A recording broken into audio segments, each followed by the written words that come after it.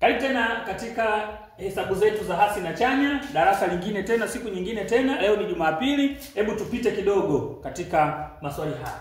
Sasa hasi na chanya ina kanuni yake, sawa? Hasi na chanya ina kanuni yake. Mimi nitakufundisha kanuni nyepesi kabisa. Ukiona haya matendo katikati yanafanana, haya hapa, matendo haya yanafanana, basi wewe kazi yako hapa, hesabu yako ujue kwamba itakuwa ni ya kujumlisha. Maana yake chukua 10 ongeza 5 utapata 15. Imeisha. Sawa? Ambayo itakuwa jibu ni chanya 15. Kwa sababu imekuwa ni kujumlisha, basi jibu litakuwa chanya. Na hapa pia kama unavyoona dili na haya matendo katikati yanafanana haya. Haya matendo yanafanana haya. Unayaona? Yanafanana. Basi hesabu yako hii itakuwa ni ya kuongeza, itakuwa ni ya kujumlisha. Sawa? Maana utachukua 9 ongeza 7. Sawa? Ambapo jawabu lako utapata chanya 16. Hili linakuwa jawabu lako, ndugu mpenzi. Ni njia fupi, ni njia fupi. Wewe mwelekeze tu mtoto ajue kwamba hasi mara yake hapo ni hasi mara hasi. Sawa? Hasi mara hasi ni chanya, hii hapa. Hasi mara hasi ni chanya, ndio hii hapa. Sawa? Haya. Twende tena hapa. Unaona hapa matendo hayafanani, hapa kuna chanya, hapa kuna hasi. Sawa? Sasa kama hapa matendo hayafanani, maana yake hesabu yako itakuwa ni ya kutoa. Itakuwa ni ya kutoa, hesabu yako itakuwa ni ya kutoa.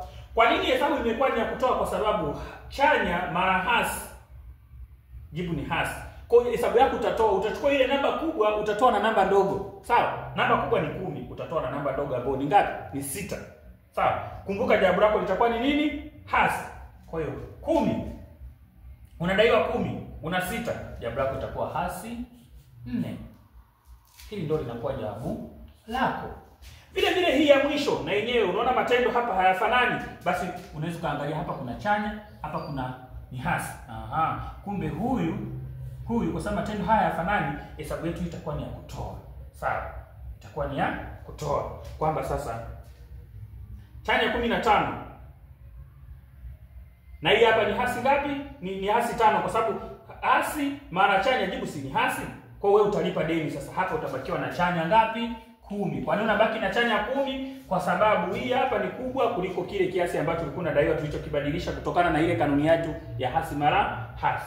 Sasa kwenye comment yetu hapo unaweza ukanifanyia na wewe hapa kwamba chanya 12 sawa, tutoe na hasi 4.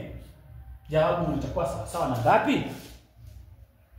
Itakuwa sawa sana ngapi? Au ngoja hii tufanye alafu wewe utakupa nyingine inayofuata. Na yenyewe hapa angalia haya matendo yanafanana. Haya matendo yanafanana. Basi kama matendo yanafanana maana yake ni hasi mara hasi, jibu linakuwa chanya. Tunaandika chanya yako hapa. Kumbe hesabu yetu inakuwa ni ya kujumlisha kwamba 12 uongeze 4 ambapo jawabu letu litakuja chanya 16. Jamani, sisi tunaelewana hizi njia? Hizi njia ni njia nzuri sana kwa kumwelekeza mtoto. Njia nzuri sana. Sasa kwenye comment hapo nisikucheleweshe, najua jino linakuuma. Hebu fanya hii hapa kwamba chanya 8 tutoe na chanya 6. Nipe kwenye comment hapo kwamba jawabu linakuwa ni ngapi? Jawabu lako. Asante sana. Kama umeipenda njia yangu, like, share, comment. Asante sana.